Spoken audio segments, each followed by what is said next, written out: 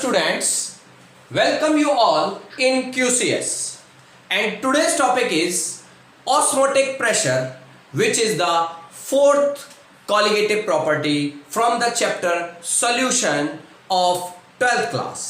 तो स्टूडेंट्स हम स्टार्ट करते हैं आज का टॉपिक जिसका नाम है ऑस्मोटिक प्रेशर, जो फोर्थ कॉलिगेटिव प्रॉपर्टी है। जिस ऑस्मोटिक प्रेशर को समझने के लिए पहले आपको ये डायग्राम समझना पड़ेगा, जिस डायग्राम को मैं आपको अभी यहां पर बताने वाला हूं। राइट स्टूडेंट्स, और डायग्राम में मैंने क्या लिया, डायग्राम में मैं दो कंपार्टमेंट ले रहा हूं स्टूडेंट्स। मेरे पास ये दो कंपार्टमेंट्स आपको नजर आएंगे यहां पर, राइट। इन दोनों कंपार्टमेंट्स को मैं कुछ इस तरीके से कनेक्ट कर रहा हूं, आपको दिख रहा होगा। ये मैंने दो कंपार्टमेंट्स कनेक्ट किए और इन दो कंपार्टमेंट्स के अंदर मैं यहां से एक आउटेज और यहां से एक आउटेज निकाल देता हूं।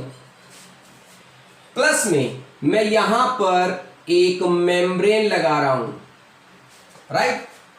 इस डायग्राम में ए वाला जो कंपार्टमेंट है, इस कंपार्टमेंट के अंदर मैंने फिल किया है प्योर सॉल्वेंट। क्या फिल किया है? Pure solvent, pure solvent, right students. और इस तरफ मेरे पास ये है सॉल्यूशन। क्या है स्टूडेंट्स? ये है सॉल्यूशन, राइट। ये जो मैंने बीच में एक मेम्ब्रेन बनाई है, इस मेम्ब्रेन को मैं बोलूंगा SPM। ये शॉर्ट फॉर्म है।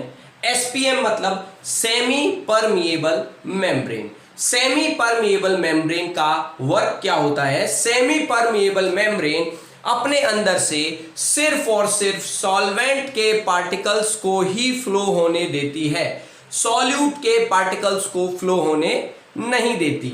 चाहे वो पर्चमेंट पेपर हो, चाहे वो एनिमल मेम्ब्रेन हो, या आप उसे सिंपल सेमी परमिएबल मेम्ब्रेन भी बोल सकते हैं। शॉर्ट फॉर्म है SPM।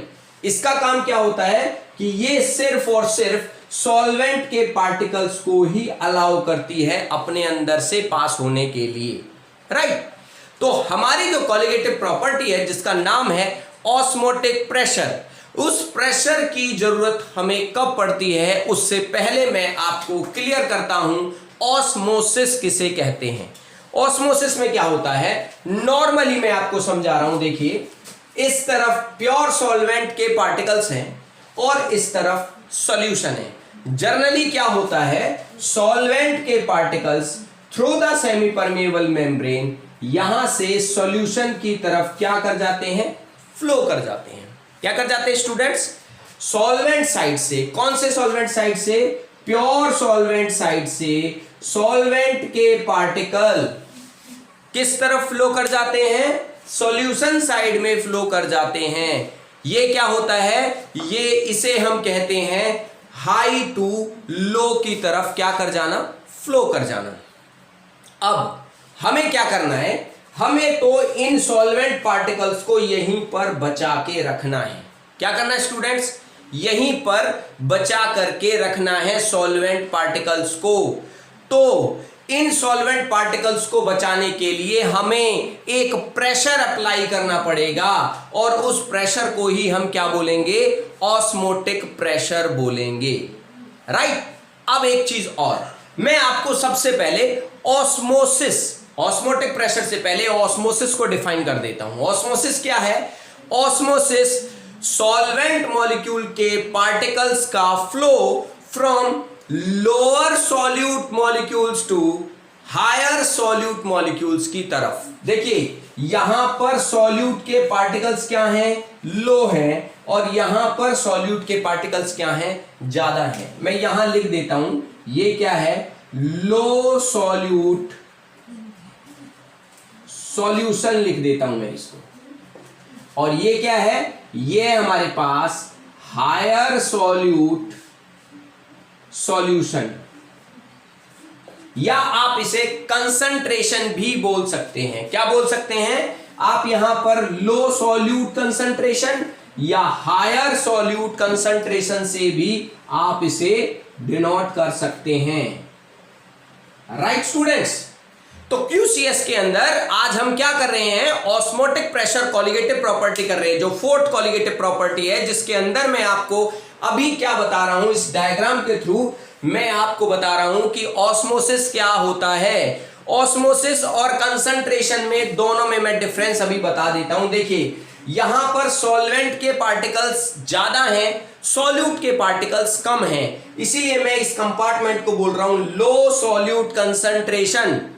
यहां सॉल्यूशन है, सॉल्यूशन में सॉल्यूट के पार्टिकल्स क्या हो जाते हैं? बढ़ जाते हैं। सॉल्वेंट के पार्टिकल्स भी होते हैं बट सॉल्यूट के पार्टिकल्स बहुत ज्यादा हो जाते हैं, इसलिए हम उसे क्या बोलेंगे?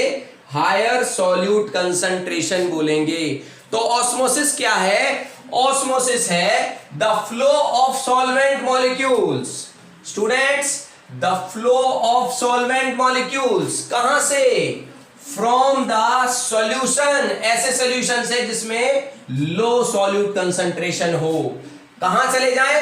To that of higher solute concentration. किसके थ्रू? Through the semi permeable membrane. उसे हम क्या बोलेंगे? उसे हम बोलेंगे ऑस्मोसिस। तो दोबारा से मैं एक बार रिपीट कर देता हूं, the flow of solvent molecules. देखिए, the flow of solvent molecules from the solution of low solute concentration to that of higher solute concentration through the semi permeable membrane is known as osmosis. मतलब generally अगर मैं कोई एक ऐसा vessel लूं जो इस तरह का दिखे, जिसमें दो कंपार्टमेंट हों और उनमें बीच में मैं सेमी परमेबल मेम्ब्रेन लगा दूं और एक तरफ मैं प्योर वाटर लेता हूं और दूसरी तरफ मैं वाटर का सॉल्यूशन लेता हूं, तो कुछ देर के बाद आप देखेंगे कि प्योर वाटर के मॉलिक्यूल्स किधर फ्लो हो जाएंगे? सॉल्यूशन वाले वाटर की तरफ फ्लो हो जाएंगे। ये एक जर्नल टेंडेंसी है जिसे हम क्या बोलते हैं? ऑस्मोसिस बोलते हैं। राइट स्टूडेंट्स, क्या बोलते हैं हम इसे? ऑस्मोसिस बोलते हैं। बट इस फ्लो को तो रोकना है, क्योंकि हमें क्या चाहिए? हमें तो प्योर सॉल्वेंट पार्टिकल्स चाहिए। सॉल्वेंट मतलब वाटर हमें क्या मिलना चाहिए? प्योर मिलना चाहिए। तो उसके लिए हम क्या करते हैं? हम यहां पर एक प्रेशर अप्लाई कर देते हैं। क्या अप्लाई कर देते हैं? प्रेशर अप्लाई कर देते हैं। उतना प्रेशर अप्लाई करें कि इन जो सॉल्वेंट के पार्टिकल्स हैं, इनका जो फ्लो है through the semi permeable membrane, वो क्या हो जाए? स्टॉप हो जाए। यहां से क्या हो जाए? स्टॉप हो जाए इस प्रेशर की वजह से। तो ये जो प्रेशर है, इसी प्रेशर को मैं पाई से डिनोट कर रहा हूं और इसी प्रेशर को मैं क्या बोलूंगा? ऑस्मोटिक प्रेशर बोलूंगा स्टूडेंट्स। राइट? कौन सा प्रेशर? Osmotic pressure. ये वो प्रेशर है जो प्योर सॉल्वेंट के पार्टिकल्स को through the semi permeable membrane solution side में जाने से क्या कर देता है? रोक देता है। यही हमारा टॉपिक है और टॉपिक देख लीजिए आप। ये हमारे पास क्या है? ऑस्मोटिक प्रेशर है और इस ऑस्मोटिक प्रेशर की डेफिनेशन क्या है? द एक्सेस प्रेशर जो यहां से आपने लगाया, किधर? सॉल्यूशन साइड में, क्योंकि आपने तो प्योर सॉल्वेंट के पार्टिकल्स को कहां जाने से रोकना है? सॉल्यूशन के अंदर जाने से रोकना है, जो कि उसकी जर्नल टेंडेंसी है कि लो सॉल्यूट कंसंट्रेशन से किधर जाएगा? वो हाई सॉल्यूट कंसंट्रेशन की तरफ फ्लो करेगा। तो देखिए, the excess pressure which must to be applied to a solution, जो हम एक सॉल्यूशन पर अप्लाई करेंगे to prevent the passage of solvent into it through a semi permeable membrane, ताकि ये प्योर सॉल्वेंट के पार्टिकल्स इस सेमी परमेबल मेम्ब्रेन से कहां ना पास हो जाएं? इस सॉल्यूशन में पास ना हो जाएं। तो ये जो आप प्रेशर अप्लाई कर रहे हैं, इसी प्रेशर को आप क्या बोलेंगे? ऑस्मोटिक प्रेशर बोलेंगे। और इस ऑस्मोटिक प्रेशर को आप किससे डिनोट करेंगे? पाई से डिनोट करेंगे। इस बात को स्टूडेंट्स आप ध्यान रखेंगे, क्योंकि मैं अभी इसका मैथमेटिकल डेरिवेशन करके दिखाऊंगा, जो ये कंक्लूजन देगा आपको कि ऑस्मोटिक प्रेशर क्या है, एक कॉलिगेटिव प्रॉपर्टी है, जिससे रिलेटेड क्वेश्चंस आपके पास आता है कि एक्सप्लेन करना है osmotic pressure is a colligative property. Right students, तो आपको ये ऑस्मोसिस यहां पर समझ में आ गया। ऑस्मोटिक प्रेशर जो अप्लाई किया था, जो प्रिवेंट कर रहा है प्योर सॉल्वेंट पार्टिकल्स को पास होने से from solvent side to the solution side, उस प्रेशर को क्या बोल रहे हैं हम? ऑस्मोटिक प्रेशर बोल रहे हैं। आगे देखिए, अगर मैं बात करूं एक्सपेरिमेंटली, किसकी बात करूं? एक्सपेरिमेंटली। तो एक्सपेरिमेंटली जो हमारे पास ऑस्मोटिक प्रेशर होता है, वो ऑस्मोटिक प्रेशर डायरेक्टली प्रोपोर्शनल होता है किसके? मोलैरिटी के। ऑस्मोटिक प्रेशर जिसे हम किससे डिनोट करते हैं? पाई से डिनोट करते हैं। According to van't Hoff that osmotic pressure is directly proportional to C। इस C को हम यहां पर क्या ले रहे हैं? इस C को हम यहां लेंगे मोलैरिटी, जिसे आप क्या बोल सकते हैं? जिसे आप बोल सकते हैं मोलर कंसंट्रेशन। राइट स्टूडेंट्स, तो ये ऑस्मोटिक प्रेशर जिसे हम पाई से डिनोट कर रहे हैं, वो डायरेक्टली प्रोपोर्शनल है किसके? मोलर कंसंट्रेशन के। कब? At a given temperature T। मतलब आप लिख सकते हैं pi is equal to CRT। देखिए C भी था और T भी था। R क्या है? R यहां पर कांस्टेंट है। क्या है? कांस्टेंट, जिसकी वैल्यू आपको पता है 8.314 जूल पर केल्विन पर मोल। ये R की वैल्यू होती है, और ये R क्या होता है? कांस्टेंट होता है। अब मैं बात कर रहा हूं C की। C क्या है? C को आप या तो मोलर कंसंट्रेशन बोलेंगे, क्या बोलेंगे? Molar concentration. या मैंने बताया कि C को हमने किससे डिनोट किया है? मोलैरिटी।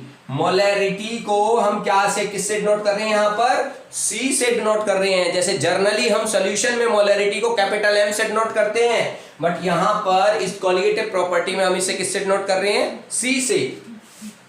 तो मोलैरिटी किसके बराबर होती है? मोलैरिटी होती है number of moles of solid divided by volume of solution in litre. N2 क्या है? Number of moles of solute, जो किसके बराबर होते हैं? जो होते हैं W2 डिवाइडेड बाय M2 के बराबर। ये सारी वैल्यूज अगर आप पुट करेंगे तो आपके पास डेरिवेशन क्या आएगा? देखिए जरा, आपके पास ड्राइव होकर के आएगा। हमें पता है हमारे पास क्या है? Pi is equal to CRT। Right, C किसके बराबर है? N2 divided bye V। तो हमारे पास क्या हो जाएगा? Pi is equal to N2 divided by VRT।